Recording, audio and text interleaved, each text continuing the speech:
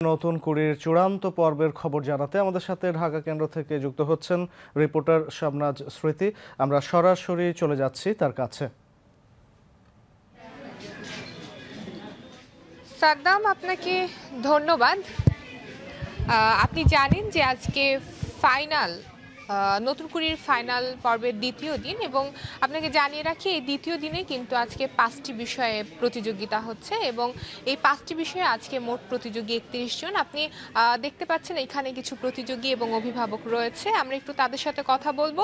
এবং আপনাকে জানিয়ে রাখি যে এখানে কিছু প্রতিযোগী কিন্তু ভেতর থেকে বের হয়ে এসেছে, আমরা একটু তাদের সাথে কথা বলবো।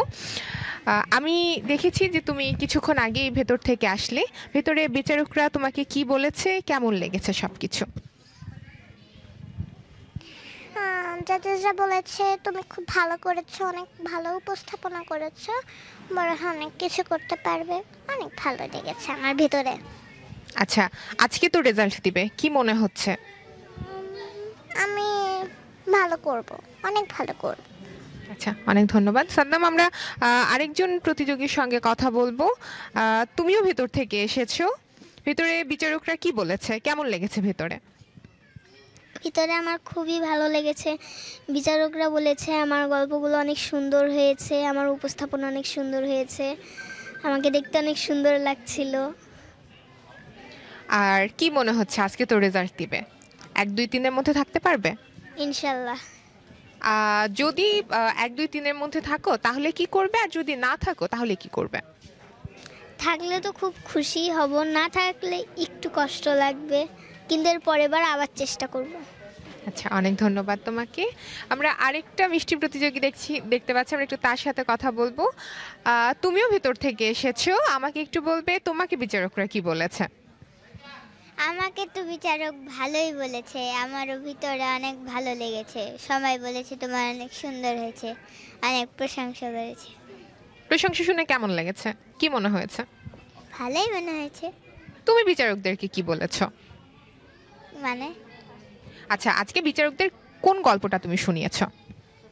আজ আমি হচ্ছে আচ্ছা, অনেক ধন্যবাদ তোমাকে।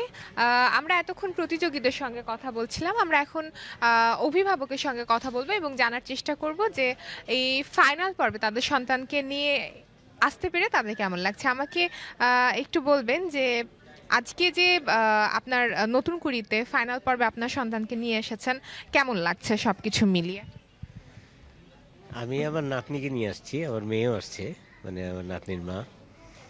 তো অবশ্যই ভালো লেগেছে এখানকার পরিবেশ, হ্যাঁ, তারপরে সার্বিক ব্যবস্থাপনা, সব কিছুই ভালো লেগেছে আমার। আচ্ছা, ধন্যবাদ আপনাকে। আমরা আরেকজন অভিভাবকের সঙ্গে কথা বলবো এবং জানার চেষ্টা করব তার কেমন লাগছে। আমাকে একটু বলবেন, এই যে এতগুলো পর্ব পার করে আজকে ফাইনাল পর্বে আপনার সন্তানকে নিয়ে এসেছেন, কেমন লাগছে? ভীষণ ভালো লাগছে। ছেলেটা ভিতরে আছে, খুব দুশ্চিন্তায় আছে কি হচ্ছে। তো অনেকদিন পর নতুন করে শুরু হয়েছে, আমরা খুব খুশি, বাচ্চারাও খুব খুশি, ওরা খুব এনজয় করছে। এটা এভাবে চলুক, আমরা তাই চাই। ধন্যবাদ আপনাকে। আমরা আরো একজন অভিভাবকের সঙ্গে কথা বলবো এবং জানার চেষ্টা করব তার কেমন লাগছে। আমাকে একটু বলবেন যে এই যে আজকে ফাইনাল পর্বে এসেছেন, আপনি কাকে নিয়ে এসেছেন? আমি আমার ভাগ্নিকে নিয়ে এসেছি, রংপুর বিভাগ থেকেও এসেছে লোকসঙ্গীতে। আসলে অনুভূতিটা অন্যরকম, অনেক ভালো লাগছে। সে সেরা 5-এর একজন প্রতিযোগী হয়ে আজকে এসেছে। আমরা অনেক আশাবাদী ওকে নিয়ে, শেষ পর্যন্ত দেখা যাক কী হয়। আর এটা অনেক ছোটোবেলায় এই নতুন কুড়ি প্রোগ্রামটা দেখতাম, অনেক ভালো লাগতো। একটা প্রাণের প্রোগ্রাম, একটা প্রাণের স্পন্দন ছিল। তো সেটা এতদিন পর আর কি সন্তানদের মধ্যে সেটা প্রতিফলিত হবে, এটা অনেক ভালো লাগছে। ধন্যবাদ আপনাকে।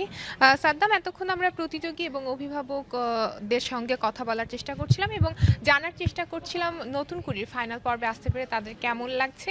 এখানে এখানে আসতে পেরে আজকে প্রত্যেকে অনেক আনন্দিত, এবং প্রত্যেকের কিন্তু একটা স্বপ্ন রয়েছে যে এখান থেকে তারা কিছু একটা করবে। সাদ্দাম, এই ছিল আমার কাছে নতুন কুড়ির ফাইনাল পর্বের দ্বিতীয় দিনের সর্বশেষ তথ্য। ধন্যবাদ। ধন্যবাদ স্মৃতি, সরাসরি আমাদের সাথে যুক্ত থাকবার জন্য।